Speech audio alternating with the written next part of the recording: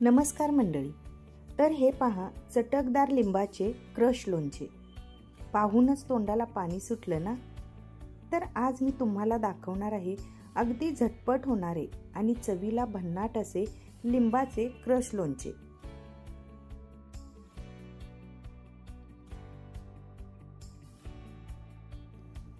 तर यासाठी मी पातळ सालीचे लिंबू घेतले आहेत.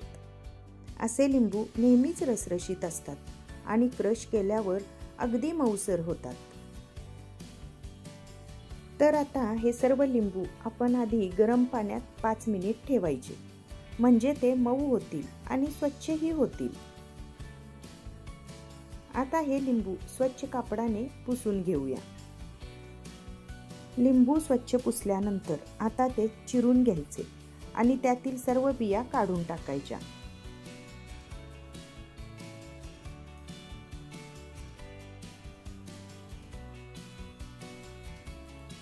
आता हे बिया काढलेले लिंबू मिक्सरला फिरवून घेऊया. तर हे पहा, अशा पद्धतीने बारीक अशी पेस्ट तयार होते. आता ही लिंबाची पेस्ट कढईमध्ये काढून घेऊया. माझे साधारण 2 वाटी क्रश झाले आहे. यासाठी दुप्पट म्हणजे 4 वाटी साखर लागते.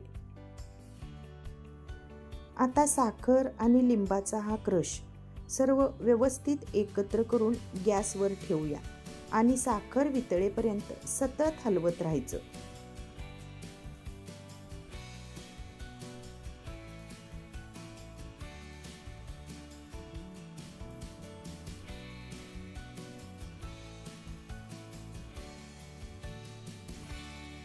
आता साखर वितळून या पद्धतीने एक तारी पाक यायला लागला की यामध्ये सर्व मसाले घालूया.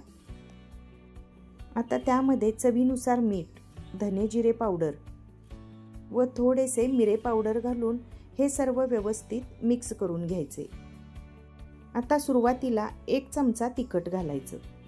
तिखट तुम्ही तुमच्या चवीप्रमाणे वाढवू शकता. लहान मुलांना खाता यावं म्हणून मी फार तिखट घालणार नाही. आता हे सर्व व्यवस्थित मिक्स करून घेऊया. सर्व मिक्स करून हे परत एकदा उकळू द्या. नंतर प्लेटमध्ये थोडे काढून बघायचे. जर पाक इकडे तिकडे झाला नाही तर आपले लोणचे तयार झाले असं समजायचं.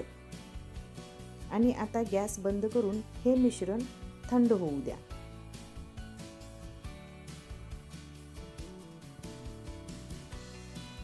आता थंड झाल्यावर त्याचा रंग असा मस्त लाल भडक दिसतो आणि हे चटकदार लिंबाचे क्रश लोणचे तयार झाले आहे.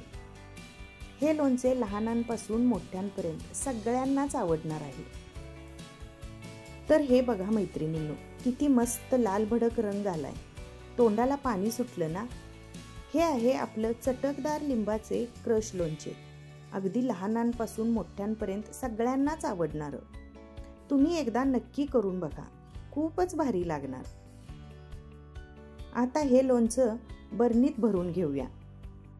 आता किती दिवसही ठेवलं तरी हे चविष्ट लागणार. या लोणच्याचं खास वैशिष्ट्य म्हणजे हे अजिबात मुरवून ठेवायची गरज नाही. लगेच केलं की लगेच खायला तयार. अगदी झटपट आणि भन्नाट चविष्ट लोणचं. तर मैत्रिणींनो, तुम्ही हे नक्की करून बघा आणि मला कमेंटमध्ये कळवा कसं वाटलं ते. व्हिडिओ आवडला असेल तर एक लाईक मात्र नक्की करा. चॅनलला सबस्क्राईब करायला अजिबात विसरू नका.